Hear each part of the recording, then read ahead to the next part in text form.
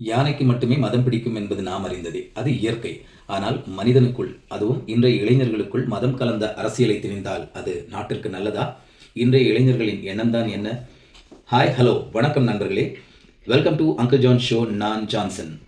நேர்களே, இந்த காணொளியில் வரும் செய்திகள் அனைத்தும் ஊடகங்களில் வரும் மற்றும் கட்டுரைகளிலிருந்து தொகுக்கப்பட்ட செய்திகளின் அடிப்படையிலேயே உங்களுக்காக நான் தொகுத்து வழங்குகிறேன். இந்தியா என்றாலே உலக மக்கள் அனைவருக்கும் நினைவுக்கு வருவது இந்தியா ஒரு மிகப்பெரிய ஜனநாயக நாடு.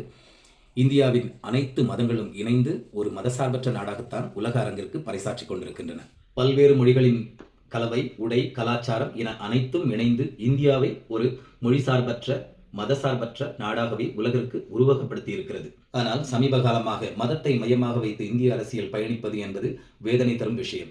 ஏனென்றால் இன்றைய இளைஞர்களை குறிவைத்தே அது நகர்கிறது. அதற்கு இளைஞர்கள் பலியாகிவிடக்கூடாது என்பதே எனது கவலை. ஏனென்றால் சில ஆண்டுகளுக்கு முன்பெல்லாம் நாமெல்லாம் வெளியே விளையாட செல்லும்போது ஒரு பாஷாபாயோ, ஒரு சக்திவேலோ, ஒரு சார்லஸோ இவர்கள் அனைவரும் இணைந்து சந்தோஷமாக மிகவும் மகிழ்ச்சியாக விளையாட செல்வோம். விளையாட்டரங்கில் நாம் ஃபுட்பாலோ, கிட்டிப்புல்லோ அல்லது கிரிக்கெட்டோ எது வேண்டுமானாலும் விளையாடுவோம். அந்த விளையாட்டில் சண்டை வரும் அல்லது அடித்துக்கொள்வோம், என்ன வேண்டுமானாலும் நடக்கலாம். ஆனால் திரும்பி வீட்டிற்கு வந்து ஒரு மதிய உணவுக்கு பின் மீண்டும் விளையாட செல்லும்போது அந்த சண்டைகள் எல்லாம் மறந்து போயிருக்கும். அதையெல்லாம் மறந்து மீண்டும் சந்தோஷமாக மகிழ்ச்சியாக விளையாட செல்வோம். அங்கு நமக்கு மதங்கள் என்பது ஒரு தடையாகவே இருந்ததில்லை. நாம் வணங்கும் தெய்வங்கள் இடையில் வந்ததே கிடையாது.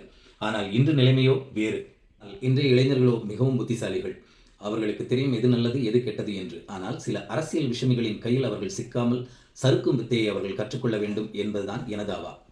அதற்கு நம் அண்ணல் அம்பேத்கர் அவருடைய சில பொன்மொழிகளை இங்கே காணலாம். ஒரு மனிதன் எந்த மதத்தைச் சேர்ந்தவனாக இருந்தாலும் அவன் மனிதனாக மதிக்கப்பட வேண்டும். இது அவர் கூறும் மனித நேயத்தை வலியுறுத்துகிறது. சகிப்புத்தன்மை ஒரு சமூகத்தின் வலிமை. இது சகிப்புத்தன்மையின் அவசியத்தை வலியுறுத்துகிறது. சமூகத்தில் சமத்துவம் நிலவினால் மட்டுமே ஒரு நாடு முன்னேற முடியும். இது சமத்துவத்தின் அவசியத்தை வலியுறுத்துகிறது.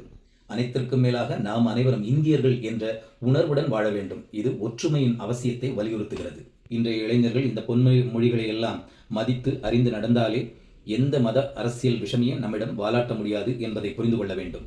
பகவத்கீதையோ, குரானோ, பைபிளோ எந்த ஒரு மத நூலும் மனிதனுக்குள் அன்பையே விதைக்கின்றன.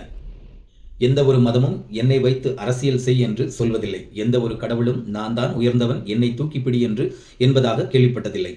சில மனிதர்களுக்கு ஏற்பட்ட அதிகார போதை, பதவி மோகம், ஆடம்பர வாழ்க்கை ஆசை இவைகள்தான் தற்போது இந்தியாவில் மனிதர்களையும் இளைஞர்களையும் மனம் தடுமாற செய்து கொண்டிருக்கிறது என்றுதான் நான் சொல்வேன்.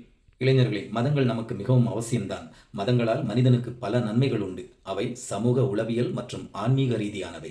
மதங்கள் ஒரு சமூகத்தில் ஒழுக்கம், நெறிமுறைகள் மற்றும் சமூக பிணைப்பை ஊக்குவிக்கின்றன. மேலும் ஒருவருடைய வாழ்க்கைக்கு நோக்கத்தையும் ஆறுதலையும் நம்பிக்கையையும் மதங்கள் அளிக்கின்றன.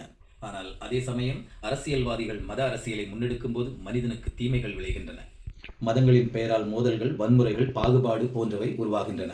இது தனிநபர்களின் வளர்ச்சிக்கு தடையாகவே அமையும்.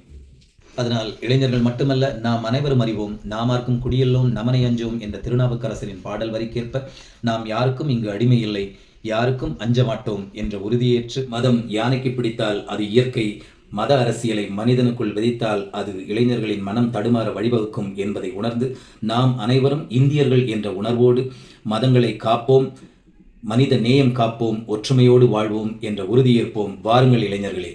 ஏன்னா வியூவர்ஸ், இந்த வீடியோ உங்களுக்கு பிடிச்சிருக்கும்னு நம்புறேன். பிடிச்சிருந்தா லைக் பண்ணுங்க, மறக்காம கமெண்ட் பண்ணுங்க, ஷேர் பண்ணுங்க, சப்ஸ்கிரைப் பண்ணுங்க. சப்ஸ்கிரைப் பண்றது எதுக்காகனா மற்றவங்களோட வளர்ச்சிக்காகன்றதை மறக்காதீங்க. அடுத்தடுத்த வீடியோக்குள்ள உங்களை நான் சந்திக்கிறேன் வித் டிஃப்ரெண்ட் டைப்ஸ் ஆஃப் டாபிக்ஸோட. Till then, bye from Uncle John Show. See you all. Bye bye.